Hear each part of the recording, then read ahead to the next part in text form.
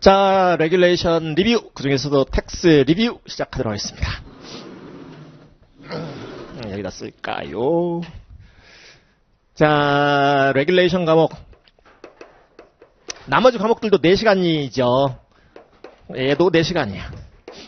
4시간. 총 16시간 시험 보죠. 상당히 긴 시간이죠. 텍스 85%, 비즈니스 러 15% 출제됩니다. 다음에 멀티플 초이스 76문항, 시뮬레이션 8문항 이렇게 출제가 되고, 비중은 5대5. 시뮬레이션 못 풀면 합격을 하실 수가 없어요. 아시겠죠? 그래서 우리 리뷰 시간에는 시뮬레이션 주거라고 볼 겁니다. 총 5개 테스트릿이라고 그랬죠? 첫 번째, 두 번째, 세 번째, 네 번째, 다섯 번째. 그래서 요 첫 번째 거, 두 번째 거가 멀티플 초이스 38문항씩 38 멀티플 초이스 사지선다. 그 다음에 요 세 개가 시뮬레이션이죠. 시뮬레이션. 두 개, 세 개, 세 개, 두 개, 세 개, 세 개.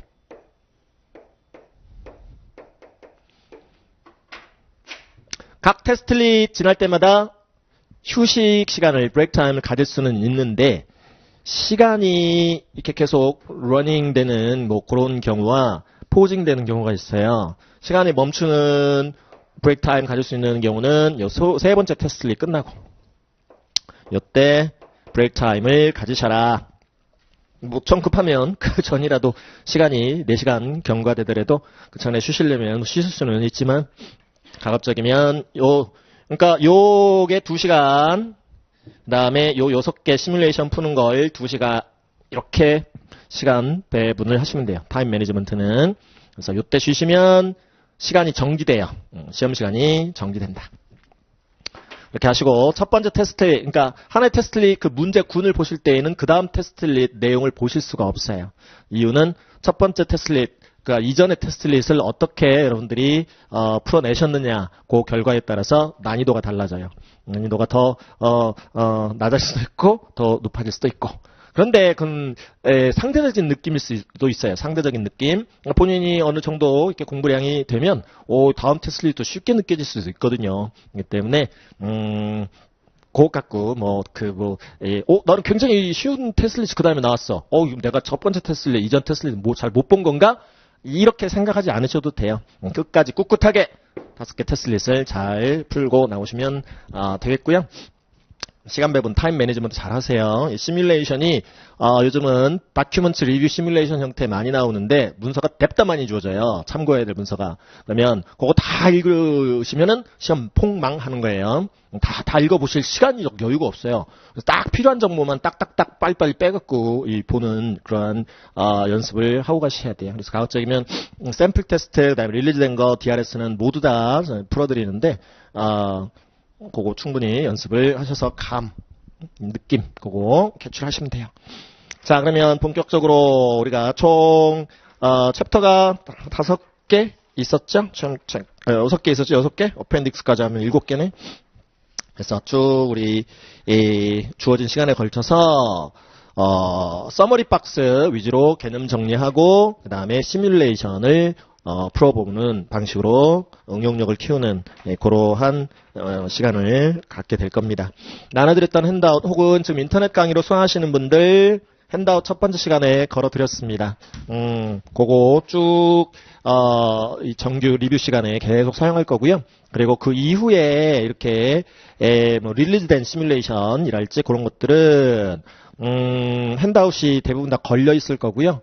그리고 과거에 릴리즈된 시뮬레이션 그 부분 파일이 혹시 없으시면 저희 학원의 인폼데스크에 연락을 취하셔서 달라고 하시면 됩니다. 그걸 갖고 여러분들이 뒤에 강의는 보시면 돼요. 그래서 주어진 시간 내에는 가장 최근 거 내용 정리해야 될 거 내용 우선적으로 할 거고요. 그 다음에 이제 강의가 쭉 붙을 거예요. 여러분들이 지금 오프라인으로 나오시는 분들도 인터넷 강의로 좀 수강하셔야 될 부분들이 좀 많이 있어요.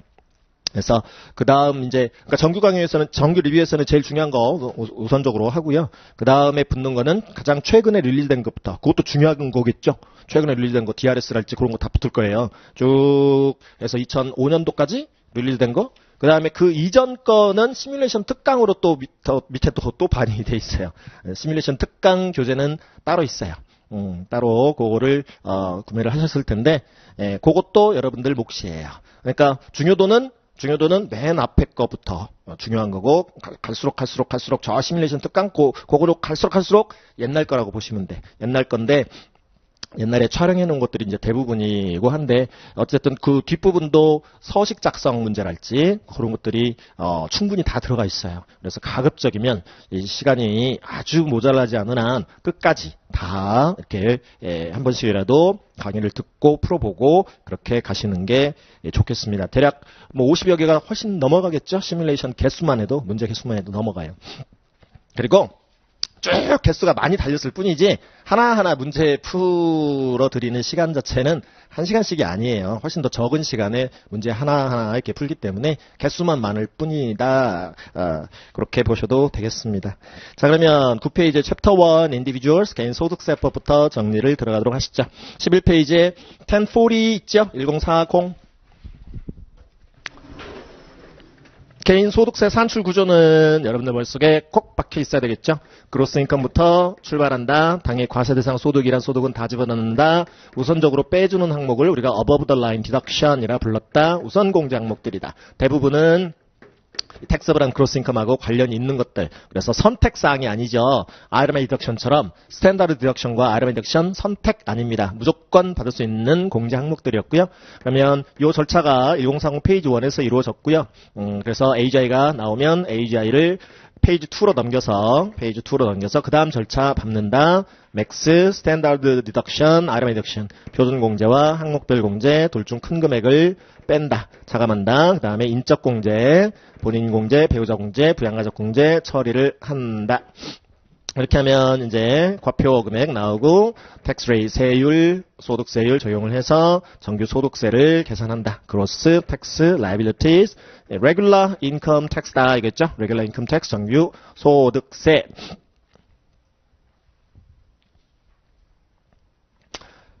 그래서 우리 AGI 얘를 따로 이렇게 구하는 이유는 뭐였나요? 그러니까 GI 구하고 그다음에 AGI 구하고 다시 TI 구하고 나눈 이유는 이쪽은 얘네들하고 주로 관련이 있고 꼭 반드시 공제를 받을 수 있도록 하는 취지였고요. 그렇게 얘를 빼고 나면 이해 실질 소득이 나오고 이 실질 소득을 바탕으로 각종 공제 한도 규정이랄지 이런 거 이그젬션 하다못해 이런 것도 다 영향을 줬죠. AGI가 많으면 많은 자일수록 세제 혜택은 줄어든다. AGI가 적으면 적을수록 세제 혜택은 더 많이 받는다. 그래서 일종의 과세 형평이라는 취지 하에서 이렇게 2단계를 거치게 하는 거다. AGI를 먼저 구하고 얘를 베이스로 각종 비과세 혜택, 공제 혜택을 주는 거다. 자, 그 다음에 이제 세율 적용 세액 산출이 되면 정규 소득세 외에도 other taxes, 그래서 우리가 alternative minimum tax랄지 self-employment tax랄지 다른 세금 부담을 또 져야 되는 자들도 있다. 그 다음에 세액공제 제도 tax credit 있었고 얘까지 차감하고 나면 최종세액 이렇게 산출된다 이죠. 이렇게 확정시켜가지고 이제 신고 납부를 해야 되는데 한 방에 내는 게 아니라 미리미리 낸다 그랬죠. 그걸 우리 기납부 제도다 불렀고요. 미리미리 낸 세금을 우리 프리페이먼트, 기납부세액이라 불렀다. 원천징수 제도를 통해서 위드홀딩이나 또 에스티메이티드 텍스 페이먼트, 중간 예납 제도를 통해서 미리미리 냈다. 정산해본다. 그러면 아직도 미리 낸 것보다 텍스 라이빌리티가 남아있다면 차감 후 아직도 납부해야 될 세액이 있더라. 그러면 이 신고서를 제출하면서 남은 밸런스를 이 텍스 듀 금액을 내주면 되는 거다. 자, 그런데 반대로 프리페이먼트가 많을 수도 있다. 더 많이 미리 낼 수도 있다. 돌려받아야 된다. 우리 납세자들은 리갈 미니멈 세법 및 시행령 테두리 내에서 최소한의 세금을 납부하면 납세 의무를 이행하는 것이다. 따라서 과다 납부할 의무나 책임은 없는 거다라는 거였죠. 그래서 리갈 미니멈을 낼 수 있을 정도로 쭉 이렇게 처리를 하면 되는 거였다. 양식 작성하는 문제는 저쪽 뒤쪽에서 여러분들이 이 백그라운드 데이터를 갖고 한번 작성을 해보게 되겠고요. 모든 양식 다, 거의 모든 양식을 다 작성해 볼 거예요. 그래서 스케줄 A 아이템 인덕션도 있었고요. 스케줄 B interest and ordinary dividends 이자 및 배당 소득 명세서. 스케줄 B의 특징 중에 하나가 필요 경비라는 란이 없죠. 필요 경비라는 게 없어요. 그냥 인컴만 신고하는 특징이 있었고요. 스케줄 B. 스케줄 C는 개인 사업자들 신고 양식이었고 17페이지 스케줄 D는 자본손익, capital gains, capital losses 신고하는 그래서 short-term section, long-term section 뭐 그런 거 구분했었고 19페이지 스케줄 2를 보시면 supplemental income and loss에서 rental real estate, 이 부동산 임대소득, royalty, 사용료 소득, 그 다음에 이 individual taxpayer가 한 파트너십의 파트너일 경우 또 S corporation의 shareholder일 경우 이스테이트나 트러스티의 beneficiary인 경우 이때 이 스케줄 2를 통해서 이 디테일을 신고해야 되는 그런 경우 있었고요. 그 다음에 21페이지에 영농인 스케줄 F, Profit Loss from Farming 이것도 별도 릴리즈된 시뮬레이션을 통해서 파머에 대한 얘기도 해보게 되고요. 그 다음에 23페이지 보시면 스케줄 SE, Self-Employment Tax, 자영업세 요것도 중간에 섹션 A, Show Schedule SE 요게 Forms Completion 서식 작성 문제로 과거 시뮬레이션에 출제된 바 있습니다. 자, 그래서 그것도 작성을 향후 해보게 되고요. 그 다음에 25페이지부터 쭉 넘기셔서 오버뷰 부분은 우리가 레귤라 시간에 정규 시간에 잘 보셨으니까 34페이지에 제3절 크로스 인컴 여기부터 출발을 한다. 그래서 이 크로스 인컴에 포함시키지 아니해도 되는 익스클루전 항목들 제외시켜도 되는 신고 대상이 아닌 그런 비과세 소득 항목도 있었고 인클루전 항목도 있었죠. 7번 라인부터 근로소득부터 쭉 인클루전 포함시켜야 되는 그러한 과세대상 소득 항목들도 있었습니다. 그래서 먼저 gross income의 definition 나와 있습니다. 중간에 summary 박스 보시면 all income from whatever source derived 에서 어떤 원천으로부터 발생한 소득도 원칙적으로는 과세다. 단 unless specifically excluded 세법이 특별히 비과세를 인정하는 경우 빼고 자, 그리고 일단은 기본적으로는 경제적 효익이 실현된 거가 과세 대상이다. 미실현된 거 말고 그래서 any realization of economic benefit 경제적 효익이 실현된 부분으로서 뭐 어떤 부분 빼고 which is not return of capital ROC 자본의 반환 부분 빼고 그다음에 excluded by specific statute 특정 법령에 의해서 비과세가 인정되는 경우 빼고 나머지는 전부 gross income에 포함시켜라. 자, 그러면 익스클루전 항목부터 먼저 정리를 하시되 우리가 인클루전 항목 7번 라인부터 쭉 21번 라인까지 소득 항목들이 쭉 있었었는데요. 그 라인의 순서에 맞춰서 비과세 소득 항목 정리를 한다. 먼저 7번 라인하고 관련한 salaries, wages and tips 근로소득과 관련해서 비과세되는 항목 첫 번째 그룹 텀 라이프 인슈런스가 35페이지 하단 나와 있고요. maximum amount of tax free coverage 커버리지라는 게 보험 보장액을 의미하는 거잖아요. 보장액 기준으로 회사가 단체로 직원들을 위해서 단체로 정기 생명보험 상품에 가입해서 회사 측이 보험료를 납부해주면 이 혜택을 직원이 받는 건데 다름 아닌 또 복리후생 차원에서의 사망보험 이 직원이 급작스럽게 사망하면 가족들에게 생길 수 있는 어떤 일적인 경제적인 어려움 뭐 그런 것들을 보완해준다라는 그런 기능이 있다. socially desirable 하다 혜택을 주겠다 이겠죠. 텍스상의 베네핏을 주겠다. 그래서 보험금 기준으로 보험료율은 차이가 있을 수 있으므로 보험금 기준으로 보장액 기준으로 5만 불 커버리지까지 해당하는 회사 측 보험료 부분을 이 직원에게 과세를 안 하겠다. 이것도 결국은 서비스 제공에 대한 대가성 일에서 지금 이런 혜택을 보는 거지만 정규 급여, 상여금, 재수당 그것과는 성격이 좀 다르다. 따라서 비과세 혜택을 줄게 그런 거죠. 그래서 35페이지 하단에 example 게리의 임플로이어가 게리한테요. 그룹 라이프 인슈런스 커버리지 혜택을 주는데요. 8만 불짜리 보험 들어줬어요. 정기 생명보험이니까 뭐 일정 기간만 보장해주는 상품이라고 그랬죠. 종신보험이 아니라 홀라이프가 아니라 자, 게리의 employer 측이 사측이 pays the entire cost of the policy 이 보험증권과 관련한 보험료 전액을 부담하여 주었고 for which 이에 대한 IRS가 딱 정해놓은 uniform annual premium ratio 보험료율이 $5 per $1,000 of coverage 1000불당 5불의 보험료까지 인정된다. 그러면 보험료 비용이 회사 측에 8만불 나누기 1000 곱하기 5불 하면은 400불의 보험료 부담액이 있었을 거다. 게리를 위해서 회사 측이 부담해줬을 거다. 그래서 8만불 커버리지니까 첫 5만불 커버리지까지 해당하는 보험료 비용을 계산을 하셔야 되겠고 따라서 5만불 나누기 1000 곱하기 5불 하면 250불 400불 보험료 혜택 중에 250불까지는 게리에게 과세가 안 되는구나. 하지만 excess coverage of $30,000 나머지 초과 커버리지 3만불에 대한 보험료 혜택인 3만불 나누기 1000 곱하기 5불 150불 혜택은 taxable 한 웨이지 인컴이 된다. 자, 게리 입장에서는 그렇죠. 400불 보험료 혜택 본 것 중에서 250불은 non-taxable, 150불은 taxable한 웨이지 인컴. 회사 측은 직원에게 웨이지 인컴 처리가 된다는 얘기는 회사 측에게는 웨이지 익스펜스 처리가 될 수 있다는 의미죠. 따라서 150불은 회사 측은 웨이지 익스펜스 처리하고 250불은 복리후생비 Employee Benefit Programs라는 이 비용 항목으로 처리를 하면 된다. 회사 측은 다 디덕터블하다. 다음 페이지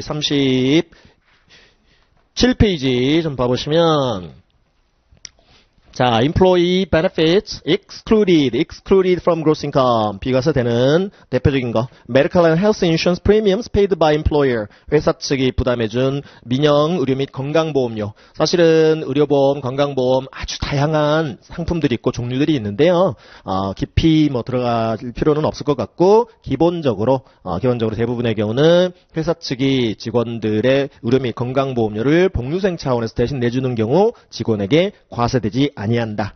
다음에 reimbursement of qualified moving expenses 적격 이사비 지원금인데요. qualified의 의미는 만약에 회사 측이 이사비를 지원해주지 않았을 경우라면 이 직원이 여기에서 이사비 여기에서 above the line에서 이사비 공제를 받을 수 있는 그런 의미이다. qualified라는 게 qualified moving expense.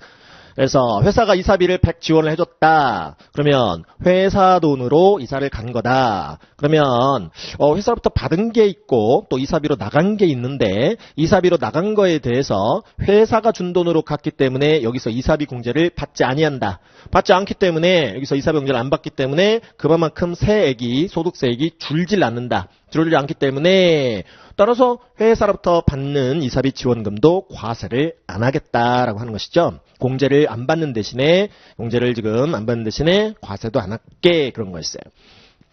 근데 만약에 회사가 지원해주지 않았다, 자기는 그 회사 계속 다니기 위해서 지금 원거리로 출퇴근이 힘들어서 이사를 갔다. 그럼 직업 관련 이사비로서 above the line에서 moving expenses deduction이 가능하다.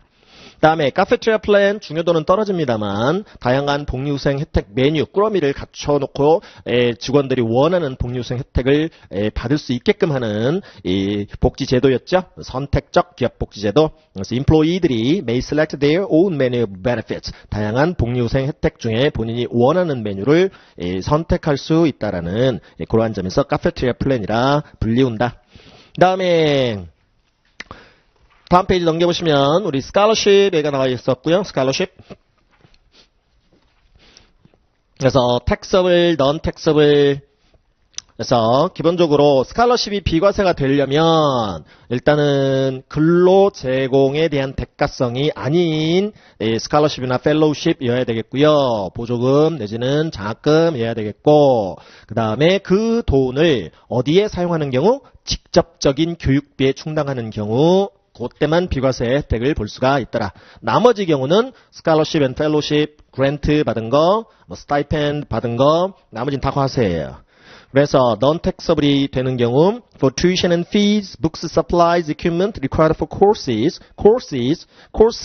하고 꼭 관련 있어야 되고 디그리 캔디데이트만 해당되죠. 또 학위 과정에 있는 학생만 해당이 되죠. 학사, 석사, 박사 학위 과정에 있는 자로서 근로 제공에 대한 대가성, 즉 일에서 번 소득의 성격이 아닌 지금 금액으로서 이렇게 course related expenses, 수업료, 수수료, 책값, 소모품비, 비품비 이렇게 사용한다면 비과세 처리할 수 있다.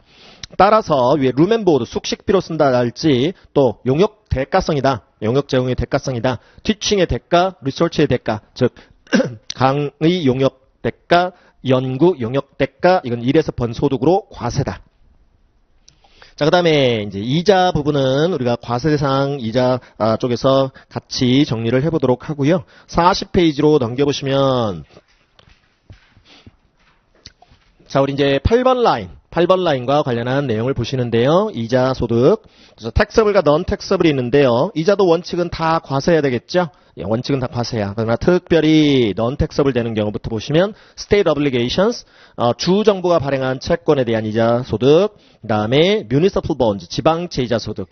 근데 이게 지금 연방 정부가 주 및 지방정부가 자기네들 재정 조달을 목적으로 채권을 발행해서 이자를 주는데 그거에 대해서 투자자들한테 이자 소득 발생 시 과세를 하게 되면 투자자들이 투자를 좀 피할 수 있다. 따라서 주 및 지방정부들의 재정 조달 능력 침해 소지 때문에 원칙 연방정부는 주 및 지방정부가 발행한 채권에 대한 이자 소득에 대한 이자 소득세는 부과하지 않는다. 그런 취지였는데요.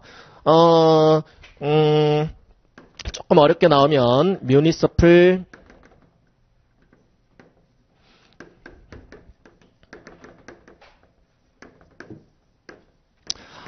arbitrage bond라는 표현으로 나올 수 있어요. 재정 거래를 목적으로. 그래서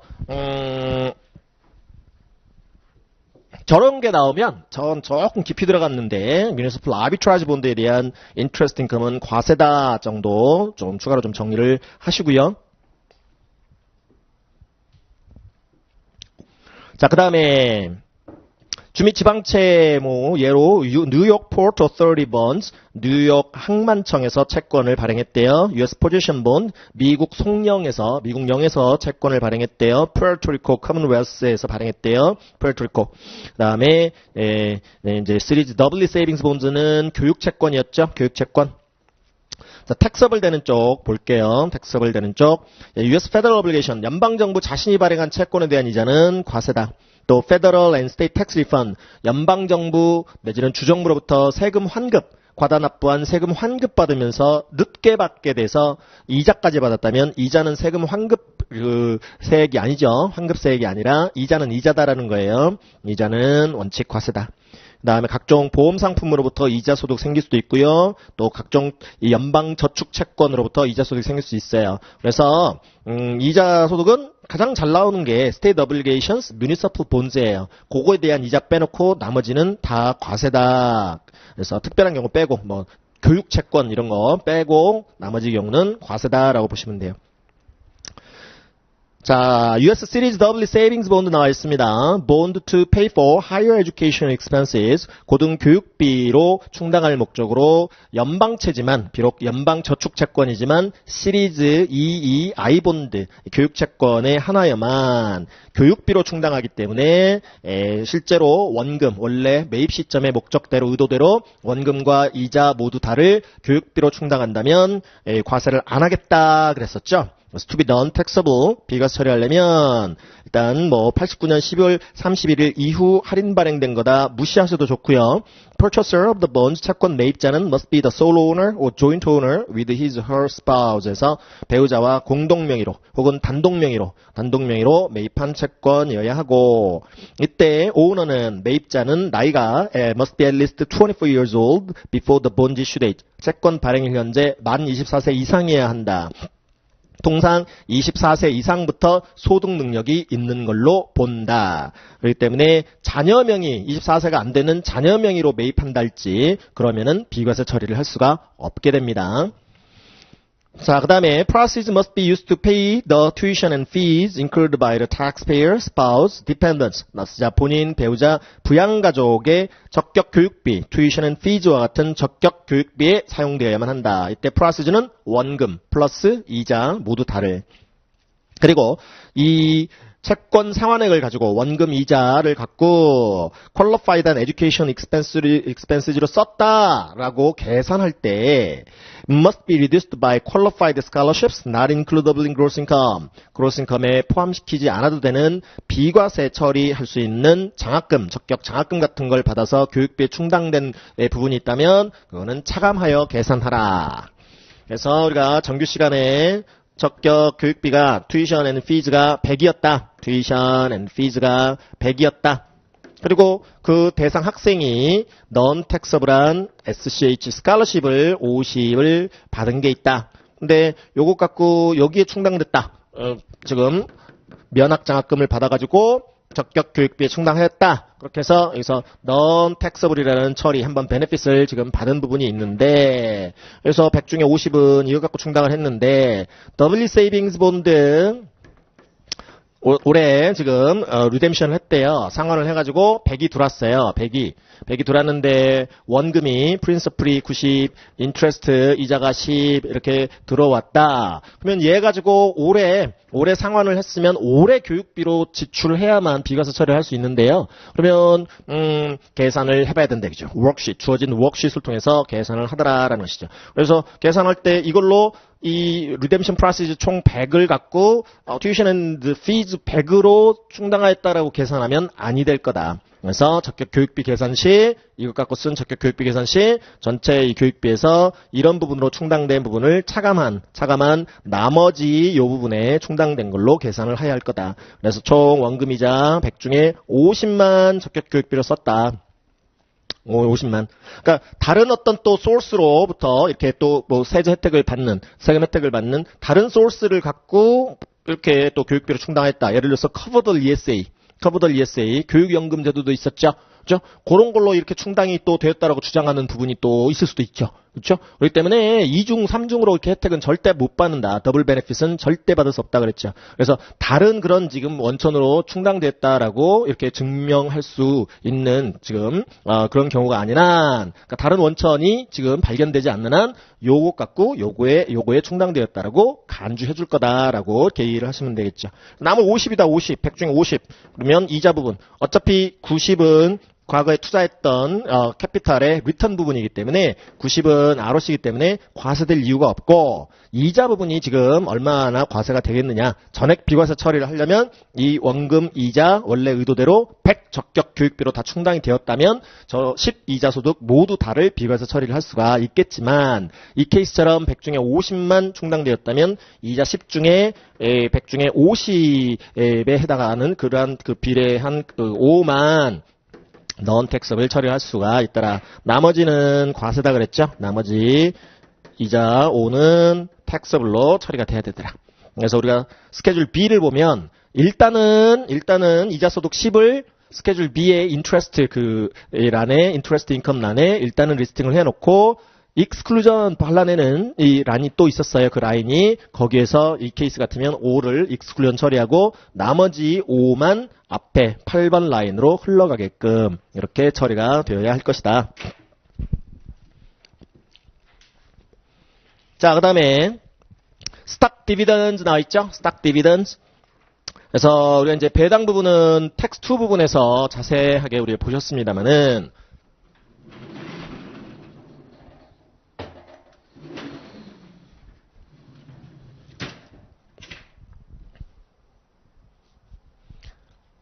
자, 배당.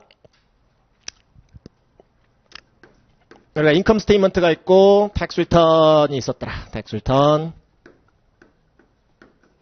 그래서 얘는 Generally Accepted Accounting Principle 회계 기준에 따라 작성 공시가 되더라.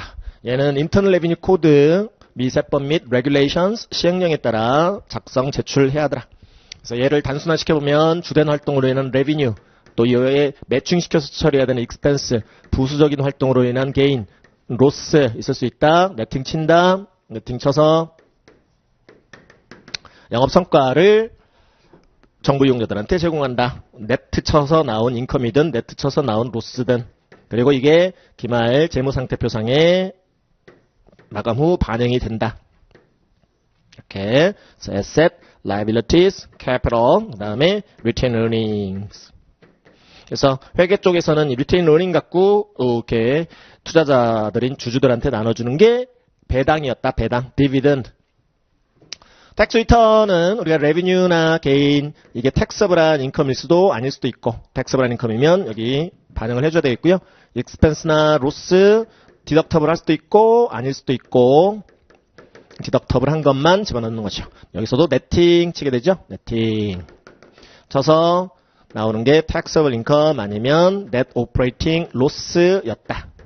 그리고 세법 기준으로도 BS를 작성할 수 있다. 그래서 세법 기준으로 작성된 BS상에 역시 반영이 될 거다. 이죠. capital, 그 다음에 여기서는 우리가 earnings and profits다라고 불렀죠. earnings and profits. 세법 기준으로는 EMP로부터 주주에게 디스트리뷰션 해주는 게 바로 taxable한 디비던드였다. 그래서 배당의 형태는 투자해준 주주들에게 투자해줘서 이만큼 이익 냈어요. 나눠드릴게요. 해가지고 주는 이 배당의 형태는 여기 에셋에 있는 현금을 주는 게 가장 보편적인 방법인 거죠. 에셋에 있는 현금 나가고 EMP 나가고. 근데 경우에 따라서는 뭐 조그만 회사 뭐 이럴 경우에 현물 배당을 주는 경우도 있더라. 현물. 그러면 이 자산 쪽에 있는 현물 뭔가가 줄어들겠고요. 또 EMP가 또 줄어들겠죠. 그 다음에 주식 배당은 여기 지금 EMP 쪽에 있는 게 이 위쪽 캐피탈 쪽으로 올라가는 거다. 자본금 쪽으로 리클래시파이 되는 거다. 그래서 그렇게 세 가지 큰 형태가 있었었는데요. 현금 배당, 현물 배당, 주식 배당.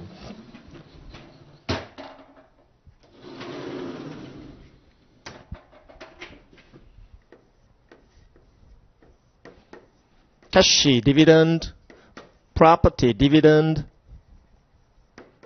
스탁 디비던드. 근데 원칙은 배당 지급 받은 해에 다 과세 대상이 되지만 과세 시기가 differ, 미래로 이연되는 경우가 있었더라 이거죠. 나머지는 올해 다 과세가 돼야 되고 올해 taxable 돼야 되고 요 일정한 요건을 충족한 경우에만 요때 과세가 안 되고 differ, 미래로 이연된다. 그래서 언젠가는 과세가 될 수 있겠죠. 이게 영구히 비과세가 아니었었어요. 잠시 differ 시켜주는 거였죠. 그래서 January에 우리가 기출문제 중에 이런 거 하나 했었어요. 1월 중에 커먼스탁 한 주를 300불에 매수하였다. 근데 3월 중에 보통주 한 주당 우선주 한 주를 주식배당으로 받았다. 주식배당으로. 그래서 결론이 뭐였냐면 모든 커먼스탁 홀더들이 우선주 주주는 해당 사항 없죠. 보통주 주주들이 모든 보통주 주주들이 지분율에 비례하여 스탁 디비던드만을 받은 경우에 하나에만 differ, 과세 시기를 이연시켜준다. 그래서 주식수만 뭐 늘어났지 경제적 실질에 변함이 없다. 팔 때까지는. 그래서 팔 때까지만 이연시켜줄게 그런 거였죠. 그렇게 해서 1월 달에 지금 취득한 커먼스탁의 오리지널 베이시스는 300. 근데 만약에 그런 요건을 갖췄다. 그런 요건을 갖춰서 얘를 비과세를 받았다. 그러면 세법에서는 1월 중에는 300을 투자해서 커먼스탁 한 주를 갖고 있다가 이제는 동일한 300을 투자했는데 과세도 안 되면서 주식 하나가 더 늘었다 이거죠. 자 그러면 그 300의 일부를 떼줘라. 이게 동일 주식이면 예를 들어서 주식 분할 효과가 나는 커먼스탁 한 주당 커먼스탁 한 주를 줬다. 2대1 2-for-1 스탁 스플릿처럼. 그러면은 동일 주식이니까 두 주식의 이 시점에 시가는 똑같을 거다. 가치는 똑같을 거다. 따라서 그냥 300 나누기 두 주에서 각각 150불씩 나눠주면 된다. 그러나 이 종의 주식이라면 요 배분, 배당일 현재 F&B 각각의 Relative Fair Market Values를 기준으로 450과 150이라면 전체 두 주식의 시가는 600이니까 600 중에 450을 이 커먼 스탁에 떼어주고 600 중에 150을 Preferred 스탁에 떼주면 되겠더라라는 것이죠. 225와 75로.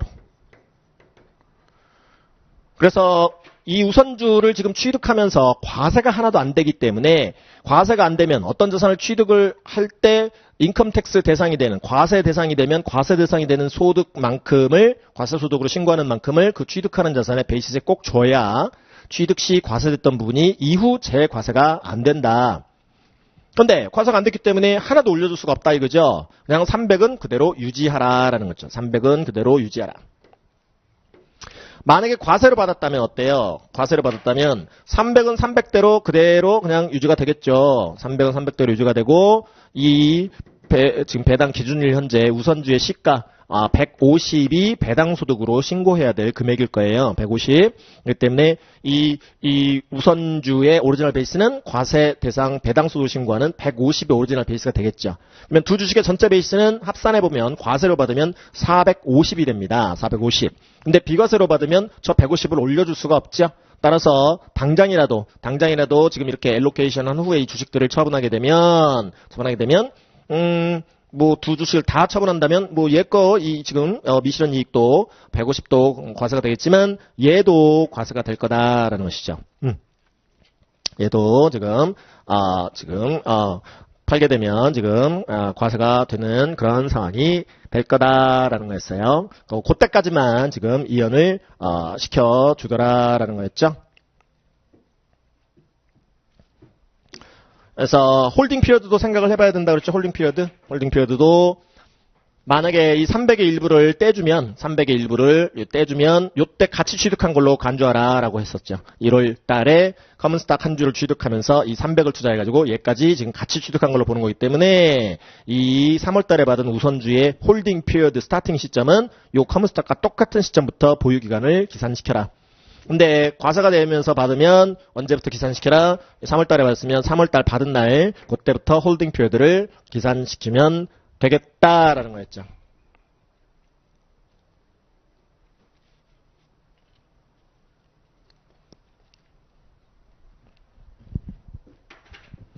그게 뒤에도 또 나왔었죠. 우리 자산거래 쪽에서도 또 나왔었어요. 그래서 그때 가서 또 한 번 뭐 정리가 이루어질 거고요. 그래서 스탁 디비던드는 지금 커먼 스탁 홀더가 커먼 스탁 디비던드를 받던 프리퍼드 스탁 디비던드를 받던 그 경우에만 과세 이연이 된다.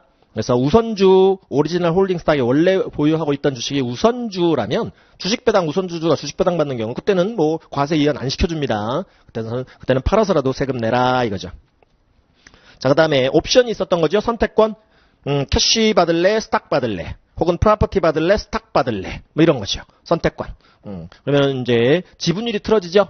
모든 보통 주주들이 똑같이 지분율에 비례해서 다른 선택권 없이 주식 배당을 받았으면 지분율이 틀어지지 않아요. 지분율이 틀어지지 않는다. 그래서 과세 이연을 시켜주는 거지만 팔아서까지 세금 내라고 안 할게, 지분 포기하라고 뭐 안 할게 뭐 그런 건데. 선택권이 있었으면 constructive receipt of the cash or property이기 때문에 지분율이 달라진다. 각 주주들의 economic status, 경제 상태가 달라진다. 경제 상태가 따라서 아무리 common stockholder가 주식 배당을 선택하였다 할지라도 그 경우는 또 과세다. 자, 그 다음에 child support, property settlement, 그 다음에 alimony 세 가지 거를 한꺼번에 우리 정리를 했었었죠.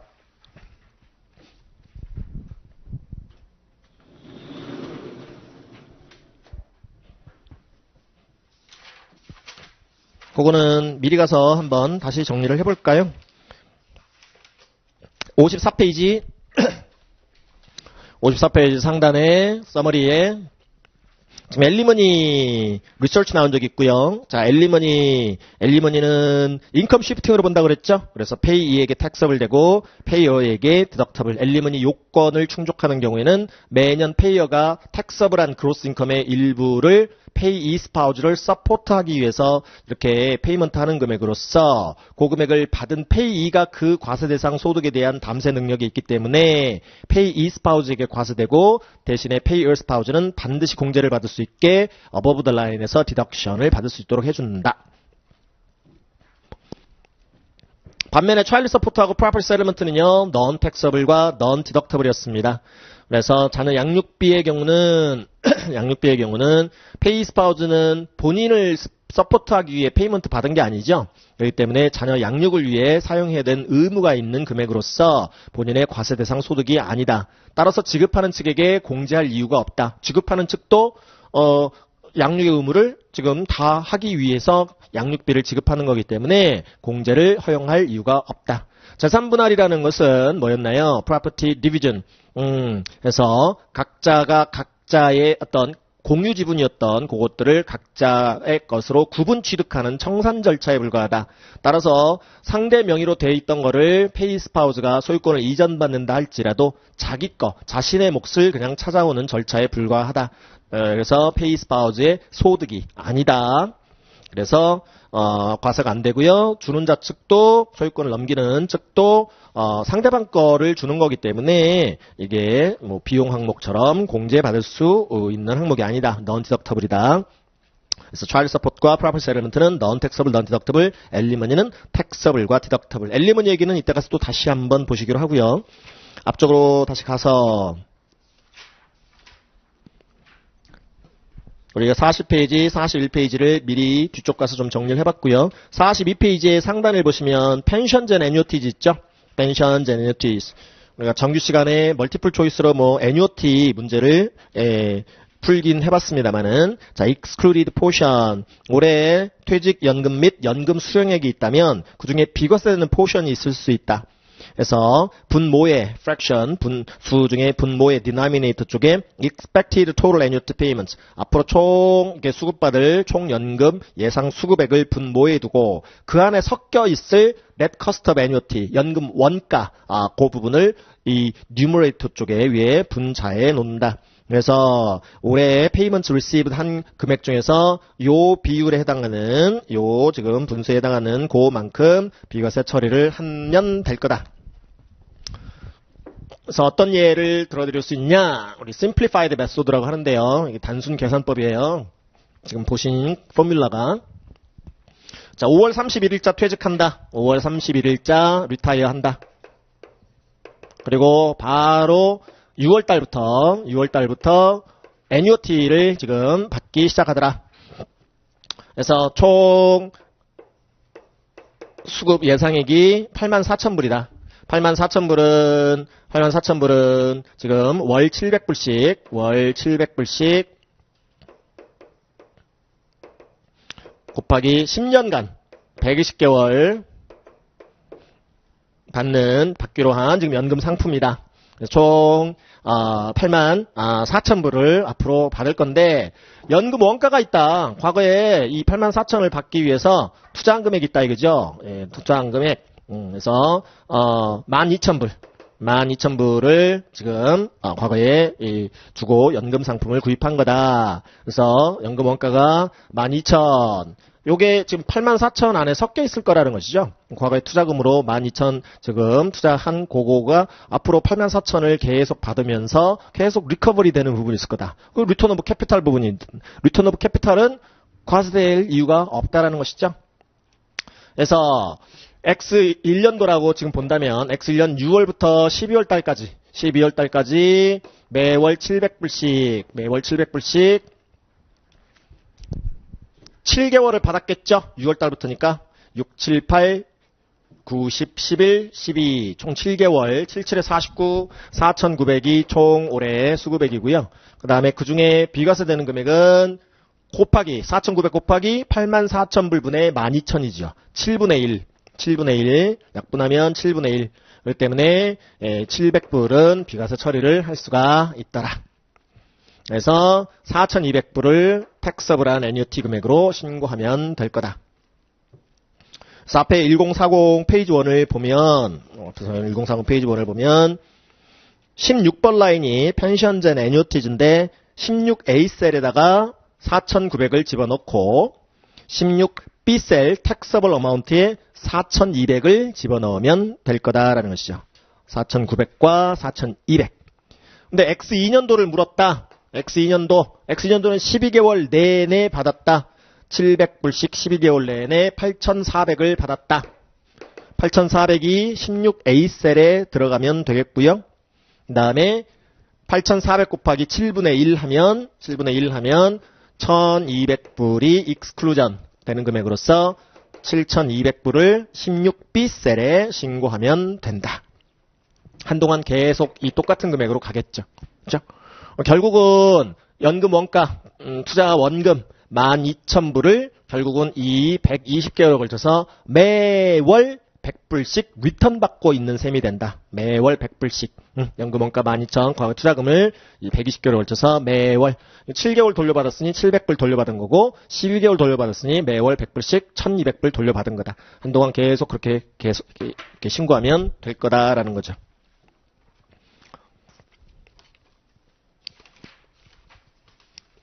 자, 그 다음에 43페이지에 compensation for injury or sickness 있죠. compensation for injury or sickness 지금 뭐예요? 상해의 이 피해 때문에 받은 손해배상금이었죠. 그래서 workers compensation은 뭐 이게 지금 손해배상금은 아니죠. 산재 피해를 입고 산재보상금 받은 거고 산재보상법에 따라 받으면 비과세다 그랬어요. 비과세. 가족의 생계보호, 뭐 유족의 생계보호, 뭐 그런 기능을 하기 때문에 과세 안 한다.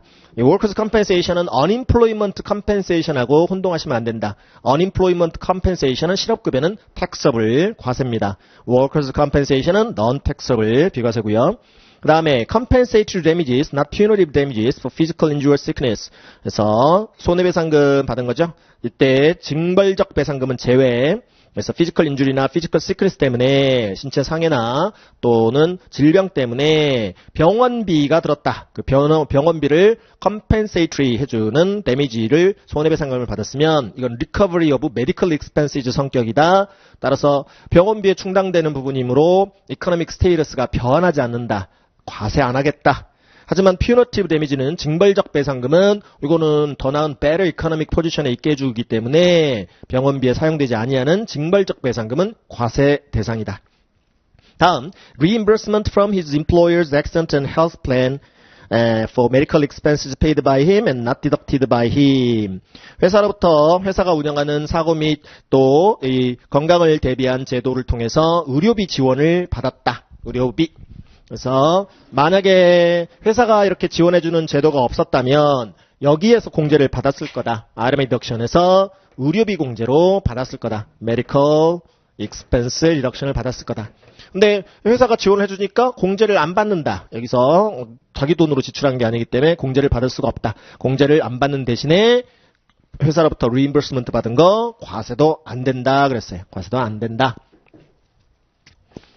다만 이제 위치가 아까 보셨던 무빙 익스펜스와 메디컬 익스펜스의 위치는 차이가 있더라.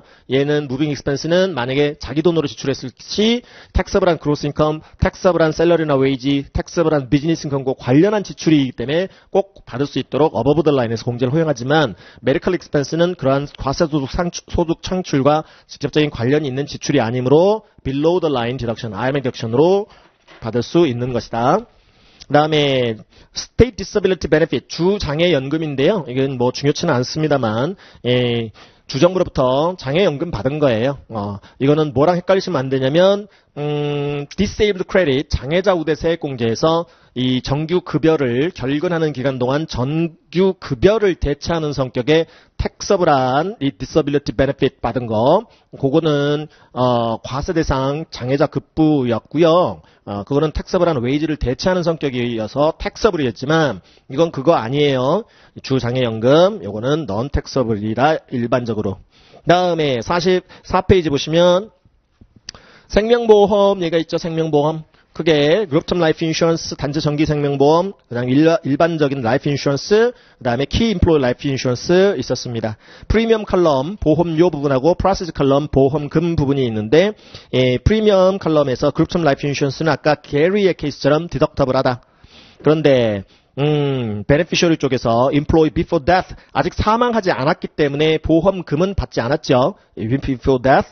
그래서 proceeds, 즉 coverage 기준으로 5만 불 초과하는 아까 보험료, 게리의 케이스 중에 400불 보험료 혜택 중에 초과 3만 불 커버리지에 대한 보험료 혜택인 150불, 그건 택서블한 웨이지 인컴이 된다. 택서블한 웨이지. 그 때문에 proceeds 얘기가 아니다. 밑에 각주에서 보셨었죠? 편의상 베네핏을 보는 쪽인 오른쪽에 넣어드렸지만 아직 사망하지 않았고 사망보험금 수령하지 않았고 올해 받은 보험료 혜택이 즉 아까 게리의 케이스 400불 중 150불이 텍서블한 웨이지 인컴이 된다라는 의미다. 그리고 만약에 사망을 했다. 그래서 통상 배우자가 수익자로 나오는데 일시불로 받았다. 그러면 사망을 이유로 수령하는 사망보험금은 원칙 소득세 목적상 비과세. 상속세 대상은 될 수 있죠. 이제 상속세까지 다 끝났기 때문에 이 사망자가 그 본인이 피보험자로 되어 있는 사망보험증권에 뭔가 권리가 있었다면 보험료를 누가 냈느냐가 중요한 게 아니라 권리가 있었다. 상속인 지명권 같은 게 있었다. 그러면 상속세 목적상으로는 반드시 always 반드시 그로스 이스테이트 금액 안에 그 사망보험금액이 포함되어야 한다. 상속세 대상은 될 수 있다. 그리고 이 사망보험금을 받아가는 자는 소득세 목적상 소득이 아니므로 소득세 대상이 되지 않는다. 다음 이제 회사 측이 지원해주는 경우도 그렇고요. 일반 그냥 개인적으로 이렇게 불입하는 라이프 인슈런스 요거 이제 누가 보험료 지금 되느냐 그게 중요한 게 아니라 이 사람이 권리가 있었느냐라는 것이죠. 그래서 보험료 생명보험료는 원칙 not deductible이다. 왜? 나중에 사망을 이유로 수령하는 보험금이 인컴 텍스 목적상 not taxable이기 때문에. 그래서 오른쪽에 럼섬으로 수령하면 not taxable.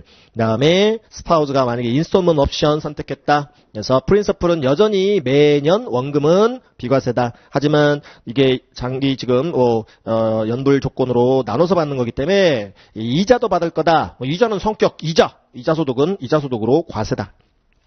다음 키 인플로이 라이프 인슈런스는 지금 위에 그룹텀과는 달리 인플로이어라는 표현 말고 코퍼레이션이라는 표현을 쓴 이유는 법인세 쪽에서 주로 나온다. 그리고 세무조정 문제로 특히 잘 등장하더라라는 거죠. 그래서 수익자를 누구로 지정해놨느냐에 따라서 디덕터블인 경우도 not 디덕터블인 경우도 있는데 회사 자신을 수익자로 지정해놨다면 나중에 주요 임직원의 사망으로 인하여 수령하는 사망보험금이 non taxable이다. not taxable. 따라서 보험료 비용은 not deductible이다. 이거 세무조정 항목 중에서 잘 출제되는 거다. 회계상으로는 보험료 비용 나가면 프리미엄 나가면 익스펜스 처리했을 거고 회계상으로는 손익계산상 익스펜스 처리했을 거고 하지만 보험금 수익자를 회사 자신으로 지정해놨다면 법인세 신고서상에는 not deductible한 항목이다. non deductible 손금 불산입 항목이다. 그리고 사망을 이유로 코퍼레이션이 보험금을 수령하면 손익계산서상에는 인컴에 잡히겠지만 텍스 리턴상에서는 텍서블한 인컴으로 잡지 않아도 된다. non 텍서블이다. 따라서 얘가 non 텍서블이니 보험료 납부 시 보험료 비용은 non 디덕터블인 것이다. 자, 이번에는 회사 자신이 직간접적인 수익자가 아니다. 코퍼레이션은 neither direct nor indirect beneficiary이다. 스파우즈가 베네피셜이다.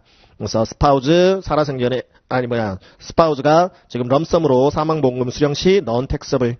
그다음에 살아생전에 키인플로이가 아직 살아있어요. 사망보험금 수령한 상태가 아닙니다. 그러면 아까 게리의 케이스가 만약에 그룹텀 라이프 인슈런스가 아니라 키인플로이 라이프 인슈런스였다면 400불 보험료 혜택이 전액 텍서블한 웨이지 인컴이 된다. 400불 보험료 혜택이 회사 측은 전액 디덕터블한 웨이지 익스펜스가 된다.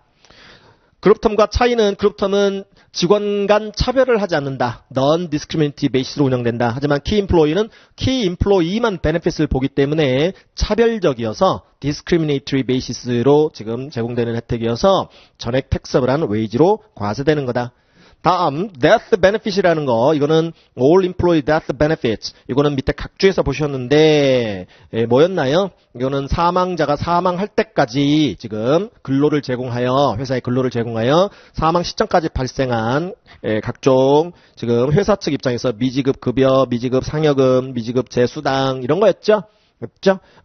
그러면 그거를 받아가는 자 이것도 일종의 뭐예요? IRD입니다. Income in Respect of Decent입니다. 사망 전에 받을 권리가 생겼지만 사망 후에 컬렉션을 하는 거죠.